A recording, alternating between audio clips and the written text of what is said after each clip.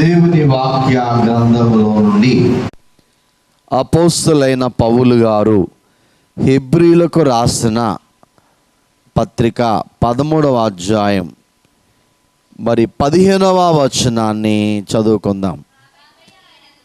కాబట్టి ఆయన ద్వారా మనము దేవునికి ఎల్లప్పుడూ స్తుతియాగము చేయదము, అనగా ఆయన నామమును ఒప్పుకొనుచు జిహ్వాఫలము అర్పించదము. ఉపకారమును చదువు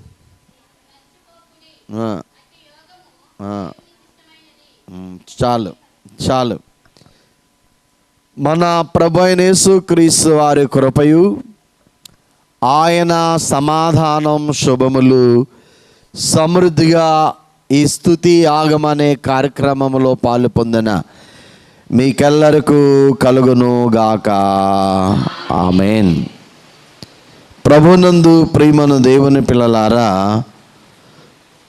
మనము ప్రతి ఏటా స్తుతి యాగము, ఏ యాగము? స్తుతి యాగము అనే కార్యక్రమాన్ని మనము జరిగిస్తూ ఉన్నాం. ప్రియులారా, బైబిల్లో కొన్ని యాగములు ఉన్నాయి. యాగము అనగానే ప్రియులారా ఒక సాక్రిఫైస్, ఒక బలి అర్పణ. చెప్పండి, ఏంటది? బలి అర్పణ. చాలా ఉన్నాయి బైబిల్ గ్రంథంలో. ఇది మనం చేసేది స్తుతి యాగము. రెండవది సజీవ యాగము. ఏ యాగం? సజీవ యాగం.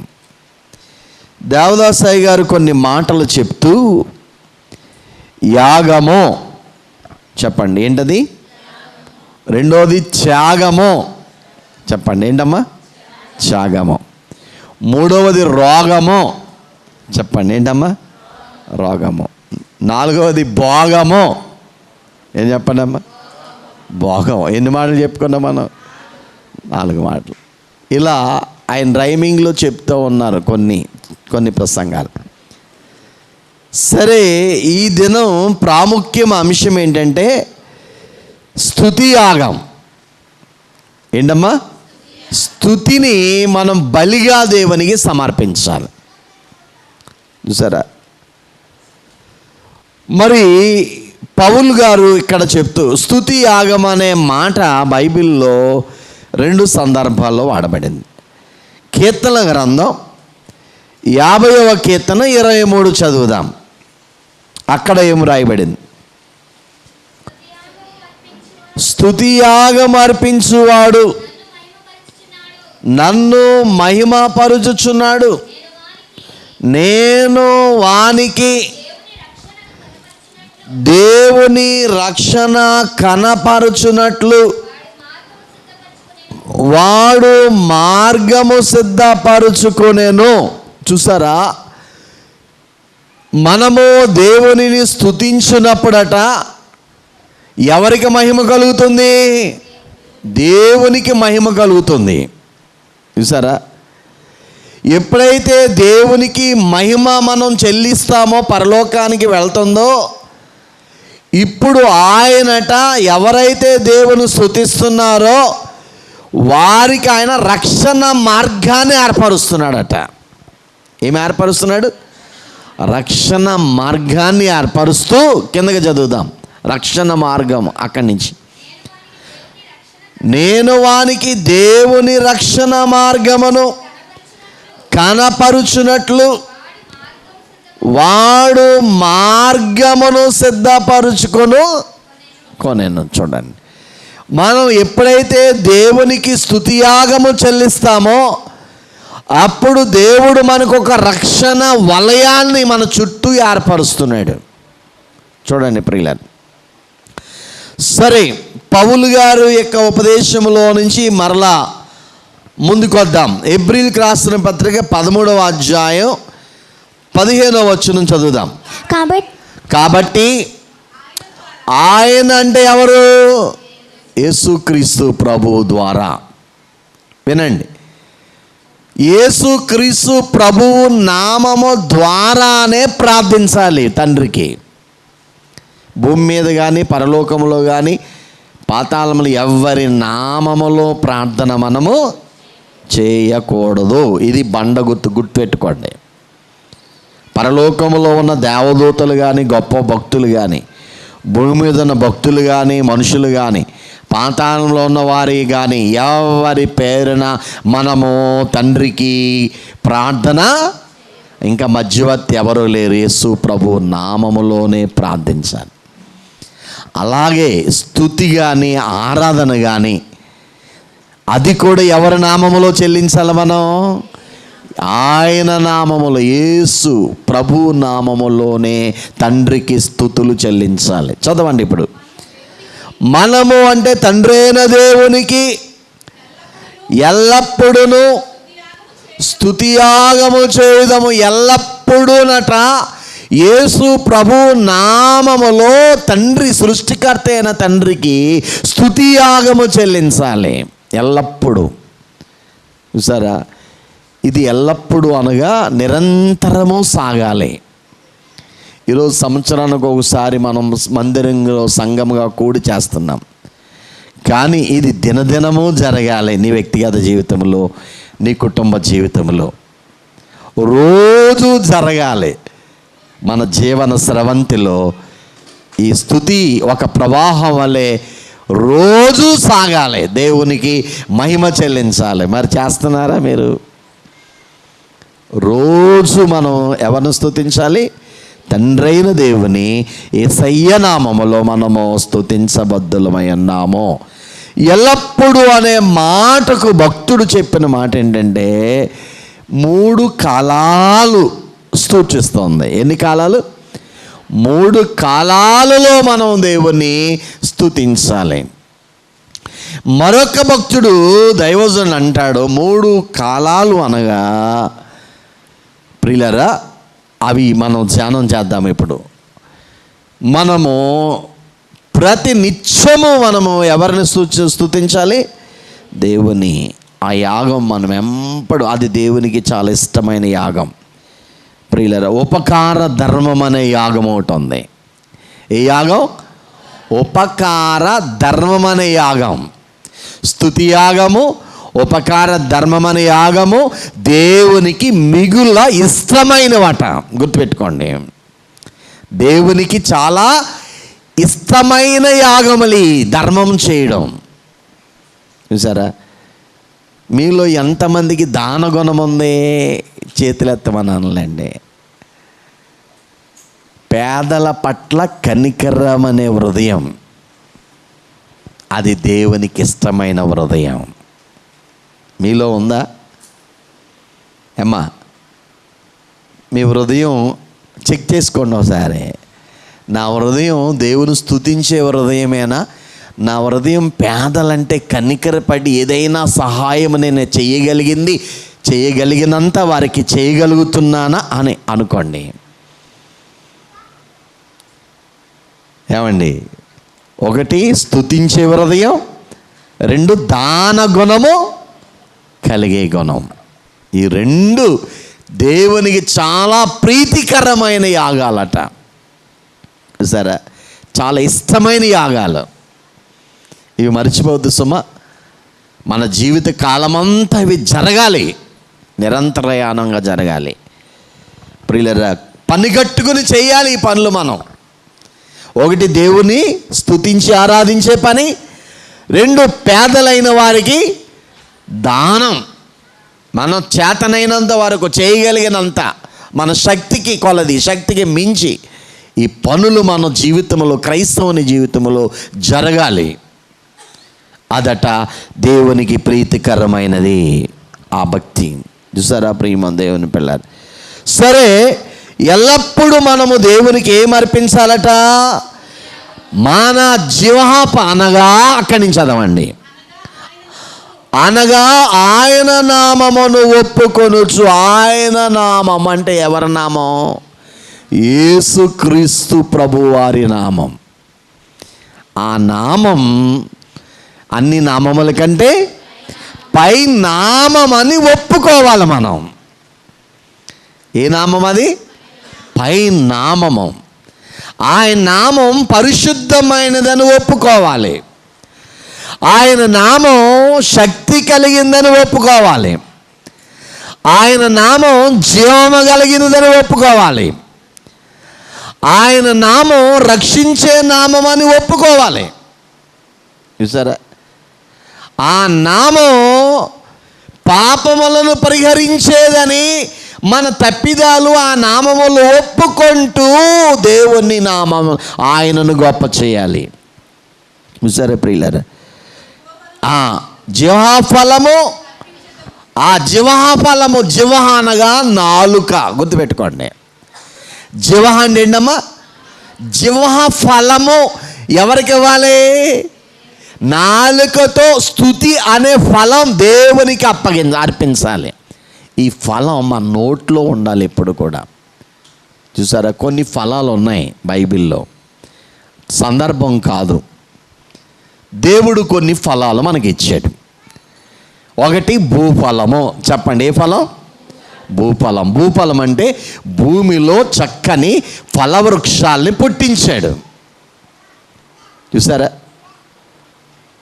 చక్కని సీజనల్గా ఎప్పుడు ఏ ఫలం మనకు కావాలో ఆ ఫలాలన్నీ దేవుడు ఎక్కడుంచాడు? విత్తనాలు ఆయనే నాటాడు, ఫలాలు మనకి ఇచ్చాడు. ఆ ఫలములను బట్టి ఒకసారి మన నాలుక ద్వారా ఈ జీవ ఫలం అంటే దేవుని స్తుతించే ఫలం ఆయనకి ఇవ్వాలి. ఈ ఫలాలన్నీ మనకిచ్చాడు. ఈ స్తుతి అనే ఫలం ఆయనకి మనం ఇవ్వాలి. చూసారా? రెండవది గర్భఫలం ఇచ్చాడు దేవుడు మనకి. ఏ ఫలం ఇచ్చాడు? పిల్లల్ని ఇచ్చాడు. ఒకవేళ పిల్లలు లేని వారు బాధపడకండి, ఇస్తాడు. ఓపిక పట్టండి. ఋతువును బట్టి ఫలములు మనకి ఇచ్చాడు. దేన్ని బట్టి అమ్మా? ఋతువులను బట్టి. చూసారా? సీజనల్ ఫ్రూట్స్ అంటారు. అలాగే సమయం వచ్చినప్పుడు మనకి పిల్లల్ని ఇస్తాడు. అందుకని పెళ్ళైన వాళ్ళు ఓపిక పట్టాలి పిల్లల కోసం. అలాగే ప్రభునందు ప్రియమైన దేవుని పిల్లారా, కొంతమందికి ఉద్యోగాలు కూడా ఇస్తాడు. ఉద్యోగ ఫలం. కొంతమందికి ఆలస్యం అవుతాయి ఉద్యోగాలు రావడం. ఏమవుతాయమ్మా? ఆలస్యం అవుతాయి. వచ్చిన వాళ్ళు దేవుని స్తుతించండి, రాని వాళ్ళు కూడా స్తుతిస్తూ ఎదురు చూడాలి దేవుని కోసం. ఉద్యోగ ఫలం ఎప్పుడు ఇస్తావు దేవా? నన్ను సంతోషపరిచే ఫలం. ఏమ్మా, ఎదురు చూస్తారా నిరుద్యోగులుగా ఉన్నవారు? బైబిల్ చెప్తుంది, తన కాలమందు మరి నీటి కాలం నాటబడిన చెట్టు వలె తన కాలమందు ఆకువాడక ఏమిస్తాడో ఫలం ఇస్తాడు. అందుకని నిరాశపడకండి. స్తుతియాగం అనే కార్యక్రమంలోకి వచ్చిన వారులారా, ఏమున్నా లేకపోయినా స్తుతి చెల్లించండి. దేవుడు ఒక టైం ఇస్తాడు, ఆ టైంలో మీరు ఫలిస్తారు. ఎవడు ఫలిస్తారు? దేవుడు అనుకున్న టైంలో ఫలిస్తారు. అట్టి ధన్యకరమైన స్థితిని మనం సంపాదించుకుంటాం. కాబట్టి ఈ ఫలము పేరు ఏం పేరంటే ఏమండి? మొదటిది భూఫలం, రెండవది గర్భఫలం. మూడో ఫలం ఏంటంటే ఆత్మఫలం. ఏ ఫలం? ఇవన్నీ రిఫరెన్స్లు చెప్పట్లేదు మీకు. ఆత్మఫలం. మనం ఫలించాలి ఆత్మీయంగా. ప్రతి విశ్వాసి ఈ 9 ఫలాలు, గలతీ 5:22 చదవద్దులేండి. ఈ 9 అనుభవాలు ప్రతి క్రైస్తవుల్లో ఉండాలి. ఈ లక్షణాలు చూసారా? ఈ ఫలం చూడండి ప్రియులారా, దీనికే వెలుగు ఫలము అనే పేరు ఉంది. ఏ ఫలం? వెలుగు ఫలం. దీనికే నీతి ఫలం అనే పేరు ఉంది. నీతి ఫలం. ఇలా ఫలాలు ఫలించాలి. అలాగే ప్రభునందు ప్రియులారా, మనం ఇప్పుడు చెప్పుకుంటున్న ఫలం జీవ ఫలము. ఏ ఫలం? నాలుకతో ఇన్ని చేసిన మేలులన్నీ అనుభవిస్తూ దేవునికి మనము స్తుతి చెల్లించాలి. అదే యాగం, స్తుతి యాగం. ప్రియులారా, ఈరోజు మరి ఇలా ఈ ఫలాలను అనుభవిస్తూ దేవుని స్తుతించినప్పుడట దేవుడు ప్రతిఫలం ఇస్తాడు మనకి. ఏ ఫలం? మనము చేసిన మంచిదానికి ప్రతిఫలం ఇస్తాడు, చెడ్డదానికి కూడా ప్రతిఫలం ఇస్తాడు. ప్రతిఫలము. ఏ ఫలం ఇది? కొన్ని 7 రకాల ఫలాలు ఉంటాయి. ఒక ప్రసంగం ఇది. సరే ప్రియులారా, ఎల్లప్పుడూ ఆయన నామమును బట్టి మనము ఏం చేయాలట? తండ్రి అయిన దేవునికి జీవఫలము అర్పించాలి. ఇది దేవునికి ఇష్టమైంది. అంటే స్తుతించాలి, ఆరాధించాలి, ఆయన నామమును గొప్ప చేయాలి, పొగడాలి. ప్రియులారా, ఆయన నామం ఇందా చెప్పుకున్నాం. ఆయన నామము ద్వారా, ఆయన నామం ఏంటి మరి ఒప్పుకోవాలి. ఏంటి ఆయన నామం? నిర్గమాకాండము ఏమండి 15వ అధ్యాయము ఎన్నో వచనం చదువుతారు? 11వ వచనం. యెహోవా వేల్పులోని వంటి వాడవడు, పరిశుద్ధతను బట్టి నీవు మహనీయుడు, పరిశుద్ధతను బట్టి నీవు మహనీయుడవు, కీర్తనలను బట్టి పూజ్యుడవు, అద్భుతములు చేయవాడవు వంటి వాడెవడు? చూడండి, ఆయన నామం ఏంటి? యెహోవా వేల్పులలోని వంటివాడు ఎవడు? పరిశుద్ధతను బట్టి నీవు మహనీయుడవు. చాలా బ్యూటిఫుల్. ఆయనలో ఉన్న అందం ఏంటంటే దేవునిలో పరిశుద్ధతే. పరిశుద్ధత అనే అందం. అందుని బట్టి ఆయన మహనీయుడయ్యాడు. రెండవదిగా స్తుతి కీర్తనలు బట్టి ఆయన ఎవరట? పూజ్యుడు. పరలోకములోను, భూమి మీద, పాతాళములో 3 లోకాలలో ఉన్నవారు ఆయన నామములో మోకాళ్ళు వంగాలి. వారి నాలుకలు ఆయనను ఏం చేయాలి? కొనియాడాలి. ఏం చేయాలమ్మా? కొనియాడతారామే నిన్ను కోమల హృదయ, కొనియాడతారామే నేను తనరారు దినాకారు వెనుతారాలను మించు, తనరారు దినాకారు వెనుతారాలను మించు, ఘన తేజమునా నొప్పు కాంతిమంతుడావివు, కొనియాడతారామే నేను కోమల హృదయ, కొనియాడతారామే నిన్ను. కాబట్టి ప్రభునందు ప్రియమం దేవుని పిల్లరా, ఆయన నామం పూజింపదగినది గనుక పూజ ఆయనకే చెందాలి. చూసారా? ఎవరికి చెందాలి?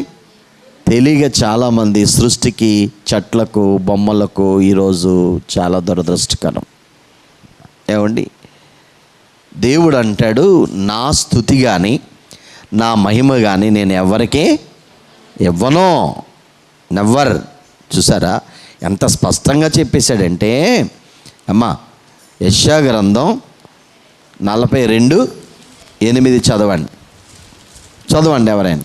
యెహోవాను నేనే, ఇదే నా నామము, మరి ఎవరికి నా మహిమను నేను ఇచ్చువాడును కాను, నాకు రావాల్సిన స్తోత్రమును విగ్రహములకు చెందనీయను. చూసారా ప్రియులారా? ఇదే నా నామం, మరి ఎవరికి నా మహిమను చెందనీయను, నాకు రావాల్సిన స్తోత్రములు దేనికి చెందనీయను? విగ్రహములకు బైబిల్లో ఉంది కాబట్టి. ఏమండి, సృష్టికర్త తప్ప సృష్టిని మనం ఏం చేయకూడదు? పూజించకూడదు. అది గొప్ప పాపం. సరే, ఎల్లప్పుడూ మన దేవునికి మనం స్తుతి యాగము యేసు ప్రభు నామములో మన జిహ్వతో ఈ స్తుతి యాగం అర్పించాలి, చెల్లించాలి. ప్రియులరా, మరి దేనిని బట్టి దేవుని స్తుతించాలి, ఎందుకు దేవుని స్తుతించాలి అనే అంశంలో నుండి ఒక 3 సంగతులు మనము జ్ఞాపకం చేసుకుందాం. మొదటి, దేవునిని మనం ఎందుకు స్తుతించాలి, దేనిని బట్టి స్తుతించాలంటే ఫాదర్ ఎం దేవదాసయ్య గారు రచనల ద్వారా మనకి అర్థమవుతున్నది ఏంటంటే, ఒకటి, ఆయన దివ్య గుణములను బట్టి లేక ఆ దేవునికి ఉన్న లక్షణాలను బట్టి మనం ఏం చేయాలి, స్తుతించాలి.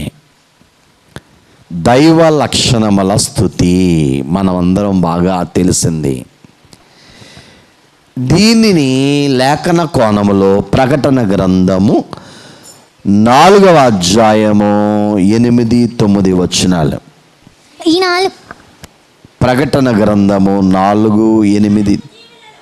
ఈ 4 జీవులలో ప్రతి జీవికి 6 రెక్కలుండెను. అవి చుట్టూను రెక్కల లోపటను కన్నులతో నిండి ఉన్నవి. అవి భూత వర్తమాన ఉండు సర్వాధికారియు దేవుడనగు ప్రభువు పరిశుద్ధుడు పరిశుద్ధుడు పరిశుద్ధుడు అని మానక రాత్రింపగళ్ళు. చూడండి, పరలోకములో ఉన్నటువంటి 4 జీవులు. పరలోకములో ఎన్ని రకాల దేవదూతలు ఉన్నాయో తెలుసా మీకు? High quality angels. వారు తండ్రి సింహాసనం పైన ఉంటారు. వారు ఎవరంటే సెరూపులు. ఎవరండి? యెషయా గ్రంథం 6వ అధ్యాయం మరి 1వ వచనము 2వ వచనములో ఉంటుంది, 3వ వచనం.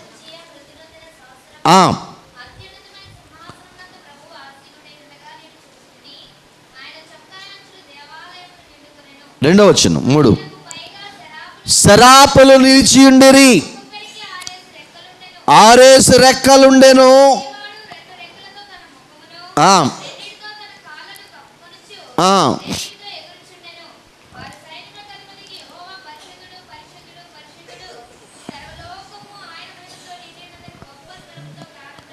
చూడండి ప్రియులారా, పరలోకములో ఆయన సింహాసనం పైన ఉన్న ఈ యొక్క స్వరూపులు అంటే కింద పుట్టినోడ్స్లో మహాదూతలట. వీరు ఏ దూతలమ్మా? మహాదూతలు, చాలా గొప్ప దేవదూతలు అన్నమాట. వారు భూత వర్తమాన భవిష్యత్ కాలంలో దేవుడు పరిశుద్ధుడు పరిశుద్ధుడని వారు స్తుతిస్తుంటే పరలోకపు గుమ్మములు పునాదులు కదులుతున్నాయి.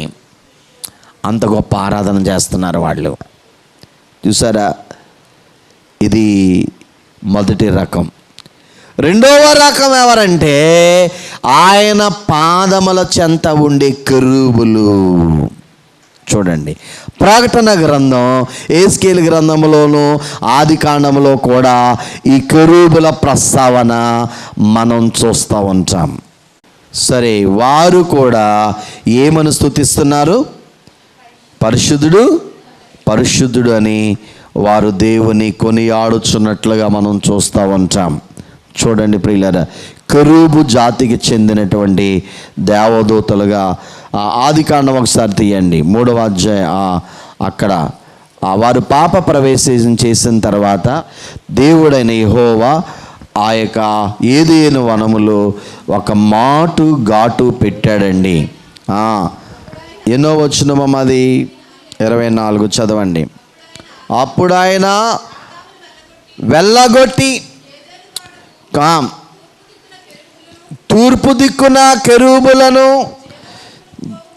జీవవృక్షమునకు పో మార్గమున కాచుటకు ఇటు అటు తిరుగుచున్న ఖడ్గజ్వాలలను ఉంచెను. చూడండి ప్రియులారా, కెరూబులు ఈ కెరూబులు అనగా ప్రకాశించుచున్నట్టి అని అర్థం. ప్రకాశమానమైన దేవదూతలు.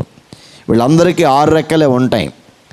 ప్రియులారా, 3వ కేటగిరీకి చెందిన వారు ప్రధాన దూతలు. ఏ దూతలమ్మా? ప్రధాన దూతలు. వారిలో 7 ఉన్నారు. మన బైబిల్లో 3 కనబడతారు. ఆర్సీఎం బైబిల్లో ఉంటారు. మొదటి దేవదూత పేరు ఏమండి? మికాయేల్. సైన్యములకు లీడర్ అన్నమాట ఆయన. కోట్లాది దేవదూతలు లీడర్షిప్ ఆయనకు ఉంది. 7 వింగ్స్ ఉంటాయి. ఒక్కొక్క శాఖకు ఒక్కొక్క అధ్యక్షుడు ఉన్నాడు. మికాయేల్ అనగా మహావీరుడు. చూసారా, దురాత్మలతో పోరాడుతూ ఉంటారు, శత్రువులతో. 2వ దేవదూత పేరు గబ్రియేలు, వార్తాహరుడు. పరలోకము నుండి భూమి మీదకి వార్తలు, భూమి మీద పరలోకానికి వార్తలు తీసుకెళ్తాడు. Post man. చూసారా, మెసెంజర్. ఈయన ఏం చేస్తాడంటే, మనం ప్రార్థనలు చేస్తే ఆ ప్రార్థనలు పైకి తీసుకెళ్తాడు, దేవుని నుంచి జవాబులు తీసుకొస్తాడు. కొర్నేలి ప్రార్థన చేసుకుంటే గబ్రియేలు అక్కడికి వచ్చాడు. మరియమ్మ ప్రార్థన చేసుకుంటే గబ్రియేలు దేవదూత వచ్చింది. జకరియా ధూపం వేస్తుంటే మరి మందిరంలో జకరియా గారికి కనబడింది గబ్రియేలు. చూసారా, గబ్రియేలు దేవదూత, మెసెంజర్. 3వ ప్రధాన దూత పేరు రఫాయేల్. ఎవరండి? రఫాయేల్ అంటే స్వస్థపరుచు దేవదూత. బెతస్దా కోనేటిని కలిపింది, ఆరోగ్య ప్రదాత. చూసారా ప్రియులారా? అలాగే ప్రియులారా, ఇలాగ 7 దేవదూతలు ఉన్నారు. మిగతా దేవదూతల గురించి ఒకసారి మనం చెప్పుకున్నాం. అలాగే 1 కోట్ల మంది దేవదూతలు ఉన్నారు. ఎంతమంది అమ్మా? 1 కోట్ల మంది. ఎంతమంది ఉన్నారు దేవదూతలు? యోబు గ్రంథంలో ఉంటుంది, ప్రార్థన గ్రంథం 5వ అధ్యాయం తీయండి ఒకసారి. 5వ అధ్యాయం 11వ వచనం చదవండి. మరియు నేను చూడగా సింహాసనమును, జీవులను, పెద్దలను, అనేక దూతల స్వరం వినబడెను. ఎంతమంది ఉన్నారమ్మా? వారి లెక్క కోట్ల కొలది. మనం ఎప్పుడు చూస్తాం ఇంతమంది దేవదూతల్ని?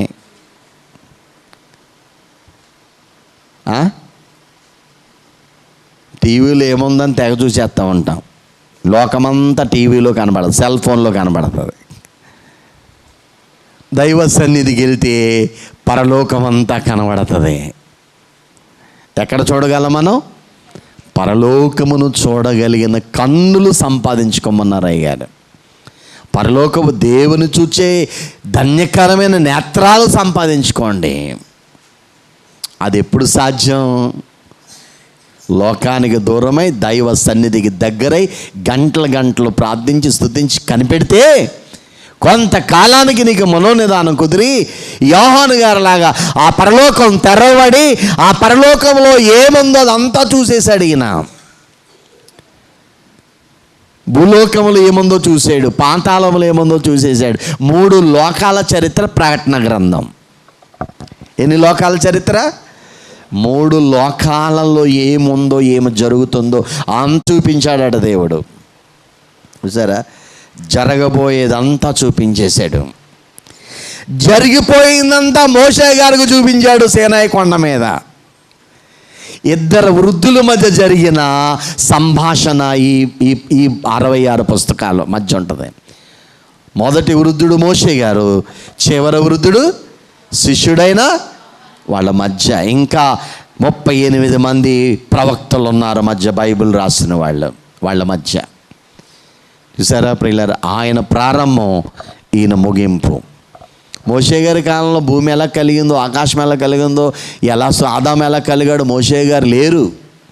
కానీ జరిగినదంతా చరిత్ర అంతా ఎవరికి చూపించాడు? వరుస క్రమములో భూమి యొక్క సృష్టి ఎలా కలిగింది, మానవుని యొక్క సృష్టి రూపం ఎలా కలిగింది, పాపం ఎలా వచ్చింది, మరణం ఎలా వచ్చింది, ఇవన్నీ వరుస క్రమంలో చూపిస్తూ ఒక్కొక్కటి రాసుకోమన్నాడు దేవుడు. పంచకాండాలు రాశాడు మోషే గారు. బ్రిల్లర్. 1 కోట్ల దేవదూతలు ఏం చేస్తున్నారు పరలోకంలో? చదవండి ఇప్పుడు వాళ్ళు ఏం చేస్తున్నారు. స్తుతి యాగములు వారు ఇప్పుడు మనతో పాటు స్తుతిస్తున్నారు. 12వ వచనం. 5:12. వారు వధింపబడిన గొర్రె పిల్ల. ఒకటి గొర్రె పిల్ల చూడండి, 7 లక్షణాలు చెప్తున్నారు, దేవదూతలు సూచిస్తున్నారు. ఒకటి, గొర్రె పిల్లకి ఏముందంట? శక్తి. ఏ శక్తి ఉంది గొర్రె పిల్లకు? గొర్రె పిల్లకి ఏ శక్తి ఉంది? పాపాన్ని, శాపాన్ని, మరణాన్ని, పాతాళాన్ని, అపవాదిని జయించే శక్తి ఉంది. చూసారా? ఈ ముద్రించబడిన 7 ముద్రలు కలిగిన ఈ పుస్తకం విప్పే శక్తి ఉంది గొర్రెపిల్లకి. 7 ఏళ్ల శ్రమలు ఆ పుస్తకం విప్పిన తర్వాత ప్రారంభమవుతాయి. 5వ అధ్యాయం 6వ అధ్యాయం శ్రమలు. ఆయన సర్వశక్తి కలిగిన గొర్రెపిల్ల. ఏ శక్తి ఉంది గొర్రెపిల్లకు? సర్వశక్తి. చూసారా ప్రభునందు ప్రియులారా? ఇందాక మనం పాడాం, ఆ పాట పాడింది మహిమ. ఏం పాట అది? అద్భుతం చేయుమయ్యా నా జీవితంలో. చూసారా? ఆశతో పాడిన పాట అది. అంత మాత్రమే కాదు, ఏమైనా చేయగలవు, కథ మొత్తం మార్చగలవు, నీ నామముకే మహిమంతా తెచ్చుకొందువు. పాడండి అందరూ. ఏమైనా చేయగలవు, కథ మొత్తం మార్చగలవు, నీ నామముకే మహిమంతా తెచ్చుకొందువు. యేసయ్యా యేసయ్యా, అందరూ పాడదాం. నీకే సాధ్యము. యేసయ్యా యేసయ్యా యేసయ్యే నీకే సాధ్యము. కాబట్టి ఏమైనా చేయగలిగిన శక్తి, కథ మొత్తం మార్చేయగలిగిన శక్తి, టోటల్గా వ్యక్తి జీవితాన్ని అద్భుతంగా మార్చేయగలిగిన శక్తి. మట్టిని మనిషిగా మార్చడం ఏంటండి? ఎవరైనా చేయగలరా? డాక్టర్లు చేయగలరా అమ్మా? చేయగలరా? చచ్చిన మనిషిని మరలా బ్రతికించడం ఏంటండి? ఇలాంటి అద్భుతాలు ఎన్నో. అందుకనే ఆయన సర్వశక్తి గల దేవుడు. ఆయన శక్తి గొర్రెపిల్లకు. రెండవది ఐశ్వర్యము. గొర్రెపిల్లకి ఏముంది? ఐశ్వర్యం. ఎంత ఐశ్వర్యం ఉంది భూమి మీద? మన ఇండియా దేశంలో, ఫారిన్ అమెరికా దేశంలో, ప్రపంచంలో ఉన్న ధనం అంతటి కంటే ఏమండి ఆయనే అన్నిటికీ కోట్ల రూపాయలకి అధికారి. అంత ఐశ్వర్యం ఎవరి దగ్గర ఉంది? దేవుని దగ్గర ఉంది. బుద్ధి జ్ఞానములు సర్వ సంపదలు పెద్ద భోషాన పెట్టుంది పరలోకములో. భూమి మీద, భూమి కింద దాచేసాడు మన కోసం. మరి ఏమండి ఆయన దగ్గర ఉన్నాయి తీసుకోలేకపోతున్నాం మనం?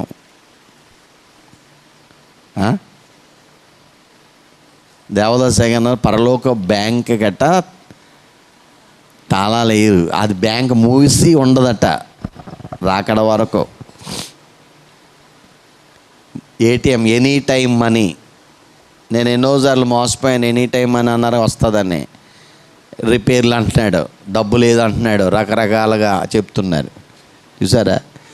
ఈ పరలోక బ్యాంక్ ఏముందమ్మా? ఎప్పుడు తన పిల్లల కొరకు తెరిచే దానినట విశ్వాసం అనే తాళప చెవితో తీసుకుని ఆ లాకర్లో ఉన్న వాటన్నిటినీ, సకల అష్టైశ్వర్యములన్నీ మనం అనుభవించాలి. మూడవదిగా జ్ఞానం, నాలుగవదిగా బలం, ఐదవదిగా ఘనత, ఆరవది మహిమ, స్తోత్రములు అన్నీ ఆయనకే చెందాలి. ఆయనవై మనవి కాదు, ఆయనవి. ఆయన నుంచి మనం తీసుకోవలసిన ఆశీర్వచనాలు ఉన్నాయి. కాబట్టి ఈ కోట్ల మంది దేవదూతలు వారు దేవుని స్తుతిస్తూ ఉన్నారు. కాబట్టి ప్రభునందు ప్రియులారా, ఆయన లక్షణాల్లో ఒక లక్షణం ఏంటి? పరిశుద్ధత. ఏంటమ్మా? పరిశుద్ధత. ఆ లక్షణాలు బట్టి దేవుని స్తుతించాలి.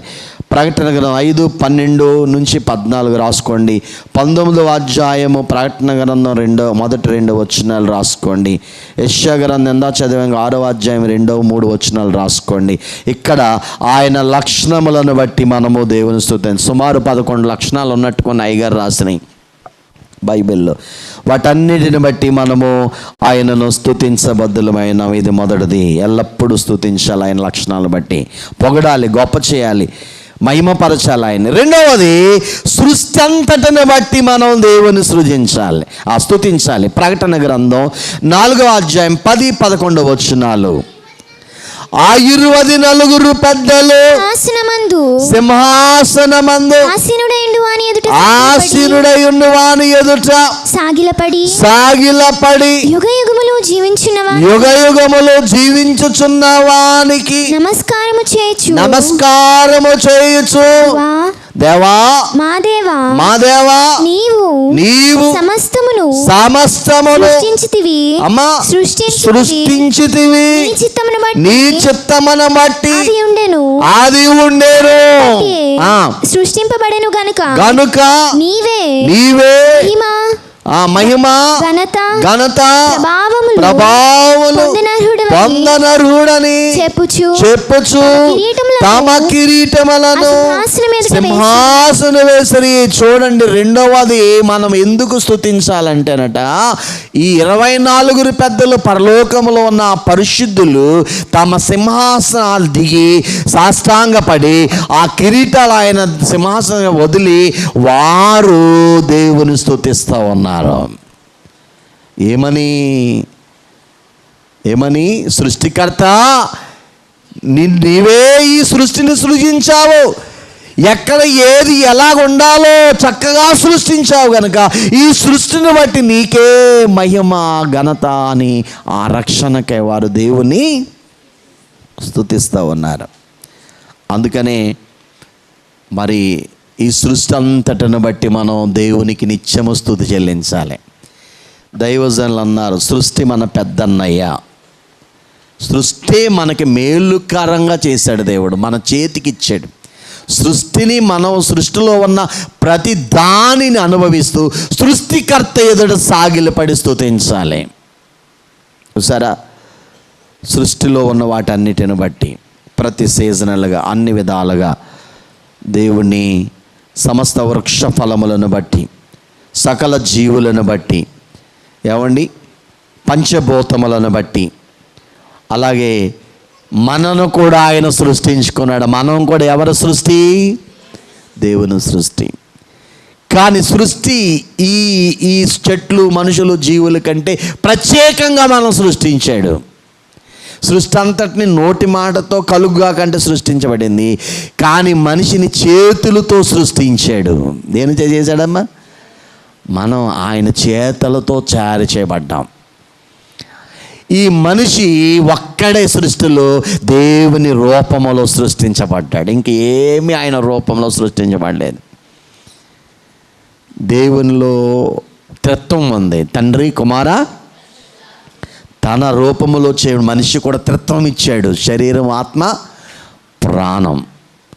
భూమి మీద జీవులలో, పక్షులలో, దేనిలో కూడా ఏమి లేదు, శరీరము, ప్రాణమే ఉంది. ఆత్మ మాత్రం, ఆత్మ ఒక మనిషికే ఇచ్చాడు దేవుడు.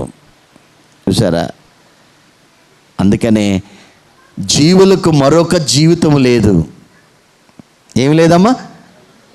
మరొక జీవితం లేదు. మనకి మరొక జీవితం ఉంది, అదే పరలోకం. చూసారా ప్రియులారా, గమనించండి. కాబట్టి ప్రభునందు ప్రియులారా, ఈ రూపాన్ని బట్టి దేవదాసయ్య గారు అన్న ఒక రోజంతానంట ఖాళీ చేసుకుని ఒక సంవత్సరం ఆకారణం సంవత్సరం ముందో కూర్చుని ఒకసారి పుట్టింది మొదలుకొని మంచి తల్లిదండ్రులు ఇచ్చావు, స్తోత్రం అని చెప్పాలట. రెండవది, నాకు ఈ రూపం ఇచ్చావు, స్తోత్రం అని చెప్పాలంట. నాకు విద్యాబుద్ధులు చెప్పే టీచర్ని ఇచ్చావు, స్తోత్రం అని చెప్పాలట. నాకు చక్కగా పోషించి నన్ను పెంచే తల్లిదండ్రులు, మంచి తల్లిదండ్రులు, స్తోత్రం అని చెప్పాలట. నాకు మంచి జ్ఞానం, దేవుడు ఎన్ని మేలులు చేశాడో జీవితంలో అవన్నీ తలంచుకొని ఒక పుస్తకం మీద రాసుకొని దాన్ని స్తుతులుగా మలచమన్నాడు. మీరు చదవలేదు ఎప్పుడు? మన యొక్క స్తుతుల పుస్తకంలో ఉంటుంది, జీవిత కాల స్తుతి అని చెప్పాడు. ప్రియులారా గమనించండి. వీటన్నిటిని బట్టి ప్రియులారా మనము ఎవరిని స్తుతించాలి? ఎల్లప్పుడూ జీవాహ్వాలం, సృష్టి అంతటను బట్టి. అందుకనే హెబ్రోను సంఘం వాళ్ళు ప్రతి ఆదివారం ఏం చేస్తారో తెలుసా మీకు? పురుషులు ఒక స్తుతి ప్రార్థన చేస్తారు, స్త్రీలు ఒక స్తుతి ప్రార్థన చేస్తారు.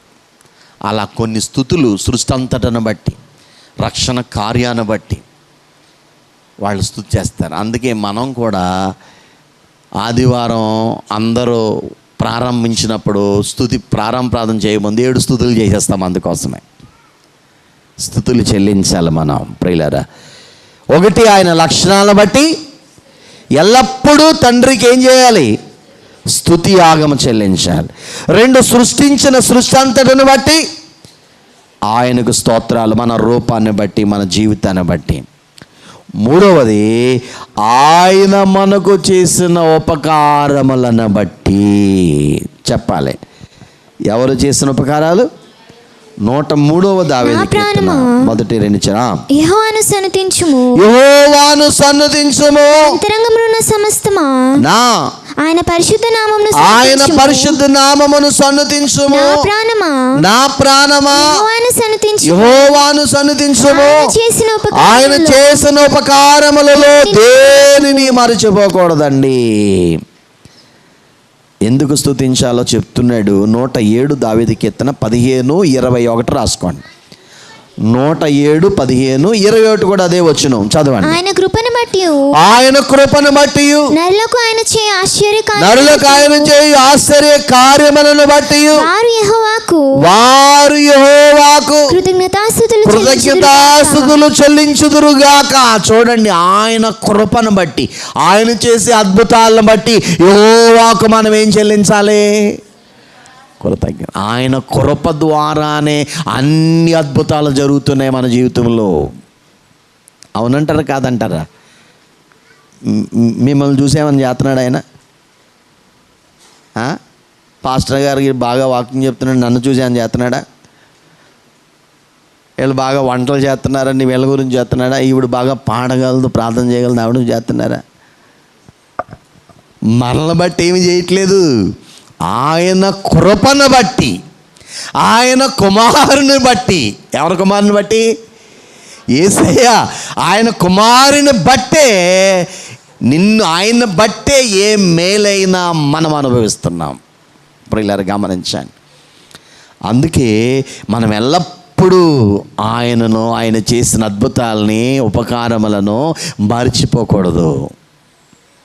మర్చిపోతున్నారా? ఈ అద్భుతాలు, ఈ ఉపకారాలు 2 రకాలుగా నేను విభాగించాను బైబిల్లో నుంచి. ఇన్ని రకాలు 2 రకాలుగా డివైడ్ చేసుకుంటే, మొదటి అద్భుతాలు ఏంటంటే భూ సంబంధమైన అద్భుతాలు. ఏ సంబంధమైన అద్భుతాలు? ఈ భూమి మీద మనకి ఏమి కావాలో భౌతికమైన అవసరతలను తీర్చుచూ ఉన్నాడు. అవి తీర్చడానికి అద్భుతాలు చేస్తున్నాడు. చేయట్లేదా? అవన్నీ మనం అనుభవిస్తున్నాం. దైవజన్ దేవదాసయ్య అన్నారు, నీవు జీవించుచున్నావు గనుక మేమను జీవిస్తున్నా, అందును బట్టి నీకు స్తోత్రం అన్నాడు. చూసారా ప్రియులారా? ఆయన మనల్ని బ్రతికిస్తున్నాడు. నిత్యము ఉంటాడు ఆయన, మనం కూడా నిత్యము ఉంటాం. భూ సంబంధమైన మేలులన్నిటిని బట్టి మనం ఏం చేయాలి? ఆయన స్తుతించాలి. గాలి, నీరు అన్నీ పంచబోధ ఎన్నో ఇస్తున్నాడు. నీకేది కావాలంటే అది ఇస్తున్నాడా లేదా? కొంత ముందు వెనక తేడా, ఎప్పుడు ఇవ్వాలో. అందుకనే ఆయన చేసిన భూ సంబంధమైన మేలులన్నిటిని బట్టి మనం ఆయనకి ఏం చెల్లించాలి? స్తుతులు చెల్లించాలి. ఇది మొదటిది. రెండవది, ఆత్మ సంబంధమైన మేలును బట్టి ఆయనకు మనం ఏం చెల్లించాలి? శరీర జీవనమును బట్టి, ఆత్మీయ జీవనమును బట్టి, శరీర జీవనానికి చేసిన మేలును బట్టి, ఆత్మ జీవనానికి చేసిన మేలును బట్టి మనము ఈ రెండింటిని బట్టి దేవునికి ఏం చెల్లించాలి? శరీర జీవనం అంటే భౌతిక ఆయన అవసరతలు తీర్చాడు, ఎన్నో మేలు ఉపకారాలు పెట్టుకుని. ఆత్మ సంబంధమైన మేలులు ఏం చేశాడు? మరి నీ ఆత్మకు సంబంధించిన ఉపకారాలు ఏం చేశాడు అంటే మీరు ఏం చెప్తారు? నీ లోపలున్న ఆత్మకు సంబంధించిన మేలులు ఏం చేశాడు? ఈ ఆత్మ పాపాన్ని బట్టి ఎక్కడికి వెళ్ళిపోతుంది? నరకమని అగ్నిగుండము నుండి తప్పించడానికి, ఆత్మను రక్షించడానికి తనకు ఆత్మ అయిన తన కుమారుని శరీరధారిగా పంపి సిలువలో ప్రాణం పెట్టించాడు. ఆ రక్తము ద్వారా మన ఆత్మలు రక్షించబడ్డాయి. దేవుని స్తోత్రం. ఇది ఉపకారములన్నిటికంటే గొప్ప ఉపకారం. ఉపకారములన్నిటికీ మించిన ఉపకారీ నూతి నీకౌ ఉపకారీ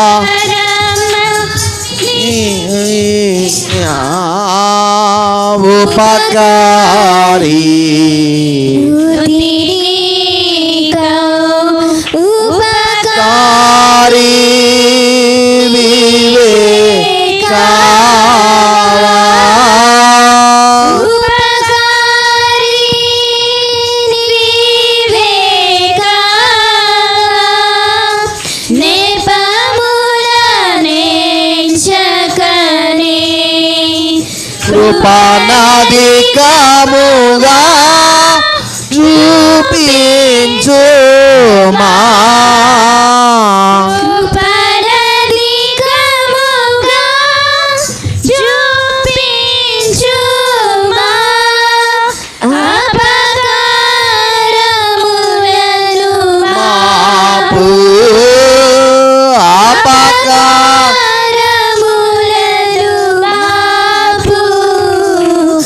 ఉపకారీ. కాబట్టి ఉపకారులను మించిన ఉపకారి దేవుడు. సరే, ఎవరు మించిన ఉపకారి? ఉపకారులను మించిన ఉపకారి. కృప చూపుచు ఎన్నో మన ఆత్మకు రక్షణ ప్రణాళికలో తన కుమారుని బలిపెట్టి ఏమండి మనల్ని రక్షించాడు. ఆ రక్తమును బట్టి మనం దేవుని స్తుతిస్తున్నాం. ప్రకటన గ్రంథం 1:6 ఎప్పుడు మర్చిపోద్దు మీరు. మీ జీవిత కాలంలో ఇవి హృదయంలో వ్రాసుకోండి. 1:6 అనే స్తుతి. మనలను ప్రేమించుచు తన రక్తం వలన మన పాపముల నుండి మనలను విడిపించిన వానికి మహిమయు ప్రభావమును యోగాయుగములు అండి. చూడండి ఏమండి, మనలను ప్రేమించుచు తన రక్తం బట్టి మన పాపముల నుండి మనల్ని విడిపించిన వానికట మహిమయు ప్రభావమును ఒకరోజు కాదట యుగయుగాలు చెల్లించాలి. జీవితాంతము రుణపడి ఉండాలి ఈ ఒక్క కార్యం కొరకు. ఒక్కరోజా 2 రోజుల యుగాలు మర్చిపోతున్నారా? ఇది కంఠస్థం చేయించండి మన పిల్లల చేత ఈ స్తుతి. మీ పసిపిల్లల చేత ఈ మాట బైహార్ట్ చేయించండి. అందరూ నేర్చుకోవాలి. అయ్యగారు అన్నారు ప్రతి ఉదయమనే లేచిన వెంటనే మోకరించి స్తుతి చెల్లించమన్నారు. తెల్లవారుజామున ఫస్ట్ అవర్లో ఈ స్తుతి వెళ్ళిపోవాలి ఆయనకి. ఈ గొప్పతనం ఆయనకి చెందేయాలి అనమాట. అందుకే ప్రతి ఆదివారం మన మందిరానికి రావాలి. ప్రాణం పెట్టిన ప్రభువుని మనం ఏం చేయాలి? ఆ తండ్రికి మనం స్తుతి చెల్లించాలి. రెండవ ఉపకారం మన ఆత్మకి ఏం చేశాడంటే, మన ఆత్మలో బ్రతకడానికి జీవము చేయడానికి ఆయన రూపంలో తన శరీరాన్ని తన రక్తాన్ని ఆహారంగా పానంగా ఇచ్చేసాడు. ఏమిచ్చాడండి? తన రక్తాన్ని శరీరాన్ని మన ఆత్మకు ఆహారంగా ఇచ్చేసాడు. ఇది ఎప్పుడు మర్చిపోకండి, స్తుతించండి. అందుకోసం ఈ రక్తం, ఈ ఆహారము, శరీరము నిన్ను జీవింపచేస్తుంది, నిత్య జీవానికి తీసుకుని వెళ్తుంది. అంత గొప్ప ఉంది. మూడో ఉపకారం ఏంటంటే, చివరికి వెళ్ళిపోతూ ఉన్నది కూడా ఇచ్చేసి వెళ్ళిపోయాడు. అమ్మా ఇంకా ఆయన దగ్గర ఏమి లేదు, ఫైనల్ అది. ఆ యొక్క విధవరాలు 3 కాసులు ఇంకేమి లేవు, రేపంటే ఇంకేమి లేదు, ఎందుకులే దేవుడికి ఇచ్చేది ఇచ్చేసింది. ఈయన ఏం చేశాడు? వెళ్ళిపోతూ తన ఆత్మను కూడా అయ్యో వీళ్ళు ఒంటరిగా విడిచిపెట్టను నేను, వీళ్ళు విడిచిపెడితే మళ్ళీ తొంటరోలు అయిపోతారా బాబు, అందుకని వీళ్ళకి సహాయంగా నేను వచ్చే వరకు నా ఆత్మ వీరిలో ఉండాలి, ఉంటే వారు భద్రంగా ఉంటారని చెప్పి పరిశుద్ధాత్మ తండ్రిని ఇచ్చేసాడు మనకి. మీరేమో ఆయన విడిచిపెట్టేసి, నిన్నేమో ఆదివారం ఏమో కుంటివాడు గంతులేస్తాడు అనుకున్నాం ఆనందంతో, మనమేమో కుప్పు గంతులేస్తున్నాం. మనకి ఎవరిని ఇచ్చాడు? బలపరచడానికి, ఆదరించడానికి, శ్రమలలో, బాధల్లో, అవసరతల్లో నీ కొరకు ప్రార్థించడానికి. ఏమండి, నిన్ను మరలా ఆయన రెండోసారి వస్తానన్నాడు తీసుకెళ్ళడానికి, ఆయన ఉన్న స్థలంలో అక్కడ పెట్టడానికి కావలసిన సిద్ధపాటు, ఎలా ఆ లోకానికి అవసరమైన మహిమ స్థితి నీకు ఇస్తా ఉన్నాడు పరిశుద్ధాత్మ తండ్రి. చూసారా, ఆత్మనిచ్చేసాడు. చివరికి ఏమండి, అన్నిటికంటే ముఖ్యమైన ఆత్మనిచ్చిన ఆయన తన మహిమ కూడా ఇచ్చేసాడు మీకు. ఇచ్చాడా లేదా? ఇవ్వలేదన్న వాళ్ళు చేతులు ఎత్తండి, ఇచ్చాడు అన్న వాళ్ళు చేతులు ఎత్తండి. అమ్మా, కొంతమంది చేతులు ఇచ్చాడన్న వాళ్ళు చేతులు ఎత్తండి. అందరు ఎత్తేసారు. దేవుని స్తోత్రం. ఇచ్చేసాడు. యోహాను సువార్త 17వ అధ్యాయం 17వ అధ్యాయం మనము ఏకమై ఎన్నో వచనం చెప్పమ్మా? 22వ వచనం. మనము ఏకమై ఉన్నలాగున, మనము ఏకమై ఉన్నలాగున వారును ఏకమై ఉండవలెనని, నీవు నాకు అనుగ్రహించిన మహిమను నేను వారికి ఇచ్చితిని. It is done. తండ్రి కుమారునికి ఏ మహిమనిచ్చాడో అదే మహిమ ఆయన రక్తములో కడగబడిన బిడ్డలకి ఇచ్చేశాడు. చూసారా? ఇప్పుడు ఆ మహిమ ఎక్కడుంది?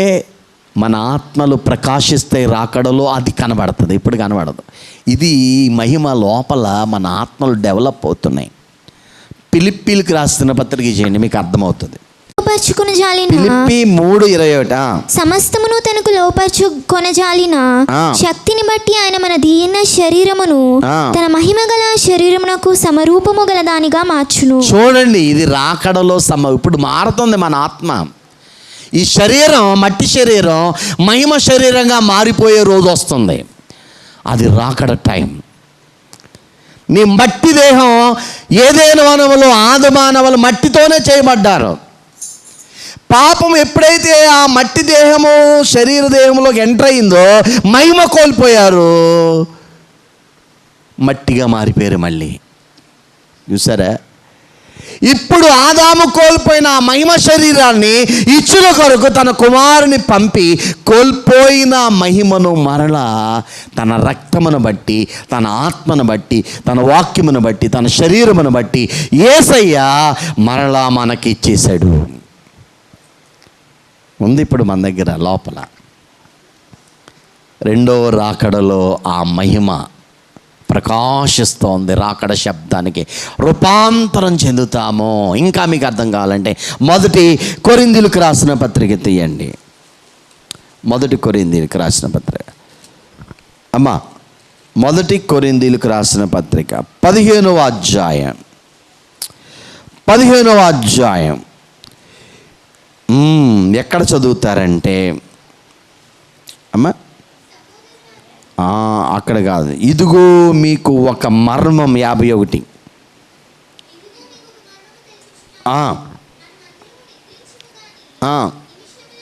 రెప్పపాటున కడబూరం రోగగానే మనమందరము మార్పు పొందుదుము. బూరం రోగును అప్పుడు మృతులు అక్షయులుగా లేపబడుదురు, మనము మార్పు పొందుదుము. క్షయమైన ఈ శరీరము అక్షయతను ధరించుకునవలసి ఉన్నది, మర్త్యమైన ఈ శరీరము అమర్త్యను. చూడండి ప్రియమైన దేవుని పిల్లలారా, ఇక్కడ మనం మార్పు పొందే ఒక రోజు ఉంది. ఏంటి ఆ రోజు? మారు మనసు పొందడం కాదు, అది టోటల్గా మన శరీర ఆత్మలు మహిమను మారిపోద్ది. ఈ రూపం నల్లగొన్నవాడు తెల్లగొన్నవాడు ఇది కాదు. మహామయం ప్రకాశించే డాజిలింగ్ లైట్ అన్నమాట. దేవుడు ఎలాగైతే ప్రకాశిస్తున్నాడో ఆ పరలోకములోకి వెళ్ళాలంటే ఆ కోటి సూర్య తేజస్సు కాంతితో మరి దూతలు సైతము కళ్ళు మూసుకుంటున్నారంటే అక్కడ ఆయనతో కలిసి మనం కాపురం చేయాలంటే ఆయనకున్న మహిమ మనకి రేపొద్దున రాకడలో మన దేహ శరీరాత్మ ప్రాణాలకు వచ్చేస్తుంది. ప్రియులారా, అందుకనే ప్రకటన గ్రంథంలో 22వ అధ్యాయంలో కూడా చెప్పబడింది. 21-24 సారీ, వెలుగునందు భూరాజులు తమ మహిమను దానిలో తీసుకుని వత్తురు. చూసారా ప్రియులారా? చదువమ్మ. రాత్రి లేనందున దాని గుమ్మములో పగటి వేళ ఏమాత్రమును వేయబడవు. జనములు తమ మహిమను ఘనతను దానిలోనికి తీసుకుని వచ్చుదురు. చూసారా ప్రియులారా? రేపు పరలోకానికి మనం ఆ మహిమతో వెళ్తాం. మహిమలోకం అది. మహిమాలోక బోనాకు మళ్ళీ నావా మహిలో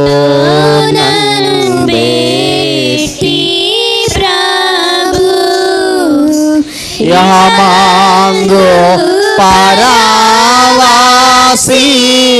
నైంటి కడాముగా విహరించుచు దోనావీతు లవరనాశ్రమలే మహిమాలోకా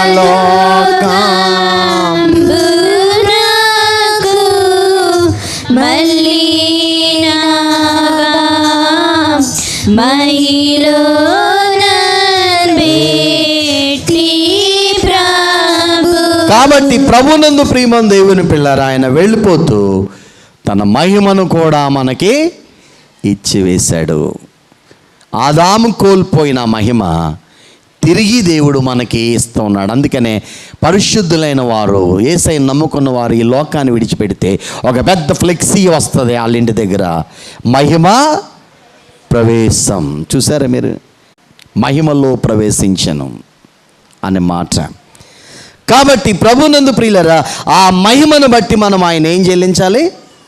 స్తుతి చెల్లించాలి. చివరికి మనకేమిచ్చాడో తెలుసా? ఆయన రాజ్యం ఏమిచ్చాడు? భూమి మీద ఉండగానే నా కుమార్తెకు ఈ కింగ్డమ్, ఇది నా రాజ్యం. ఆయన రాజులకు రాజు, ప్రభువులకు ప్రభు. ఆయన రాజ్యం మనకిచ్చేసాడు. 25వ మత్తయి సువార్త అక్కడ వ్రాయబడింది, రాజు తన కుడివైపునున్న వారిని చూచి ఆశీర్వదించబడిన వారులారా, తండ్రి రండి, లోకం పుట్టింది మొదలుకొని నీ కొరకు సిద్ధపరచబడిన రాజ్యమును చూడండి. రాజ్యం ఉన్నది, అంత మాత్రమే కాదు, ఇదిగో నీతిమంతులు తండ్రి రాజ్యములో వారు సూర్యుడిలాగా ప్రకాశిస్తారని ఉంది ఒక చోట. ఈ మత్తయి సువార్తలో కోసం మర్చిపోయాను అమ్మా. నీతిమంతులట తండ్రి రాజ్యములో, నా తండ్రి రాజ్యములో సూర్యునిలాగా ప్రకాశిస్తాము. అంటే సూర్యునిలాగా ప్రకాశించాలంటే ఎంత మహిమ కావాలి, ఎంత వెలుగు కావాలో చూడండి. మనమందరం ఇలా ఉన్నామా? ఆ రెండవ రాకడలో పరలోకంలో మనం ఎలాగుంటాం తెలుసా? సూర్యునిలాగా. చదవండి 13 మత్తయి సువార్త 43. నీతిమంతులు తమ తండ్రి రాజ్యములో సూర్యుని వలె తేజరిల్లుదురు. చూడండి ప్రియులారా, ఇది అండర్లైన్ చేసుకోండి. అలాంటి గొప్ప స్థితి ఆయనను బట్టి, ఆయన రక్తమును బట్టి మనకిచ్చి వెళ్ళిపోయాడు. ఇవన్నీ ఆత్మ సంబంధమైన మేలులు. ఏ సంబంధమైన మేలులు? అందును బట్టి మనమే ఎవరిని స్తుతించాలి? దేవుని స్తుతించాలి. ఇంకా ఆత్మ సంబంధం ఏం చేశాడు? ఆత్మ ఫలాలు ఇచ్చాడు, వరములు కూడా ఇచ్చాడు. ఏమిచ్చాడమ్మా? ఆత్మ ఫలములు మన ఆత్మ అభివృద్ధి కొరకు, ఆత్మవరములు సంఘములు అనేకుల్ని సంఘ క్షేమాభివృద్ధి కొరకు, ఆత్మలను రక్షించడం కొరకు, ఇలా ఎన్నో మేలులు ఆయన చేశాడు. కాబట్టి మనము ఎల్లప్పుడూ ఆయనకి ఏం చెల్లించాలి? స్తుతులు చెల్లించాలి. ఒకసారి చదివేసుకుందాం. మొదటిది, ఆయన లక్షణాలను బట్టి కుమారుని నామములో తండ్రికి ఏం చెల్లించాలి? స్తుతియాగము, జీవఫలము. రెండవది, తాను చేసిన సృష్టి అంతటను బట్టి ఎల్లప్పుడూ ఆయనకి ఏం చెల్లించాలి? స్తుతియాగము, జీవఫలం. మూడవది, ఆయన మనకు చేసిన ఉపకారాలు, భూ సంబంధమైన మేలులు, ఆత్మ సంబంధమైన మేలులను బట్టి ఎల్లప్పుడూ ఆయన స్తుతించాలి. మేలులు మేలులు మరచిపోలేనయ్యా, మేలులు. అందరూ పాడదాం. మరచిపోలేనయ్యా, నా ప్రాణమో నంత వరకు విడిచిపోలేనయ్యా, నా ప్రాణము నంత వరకు విడిచిపోలేనయ్యా, మేలులు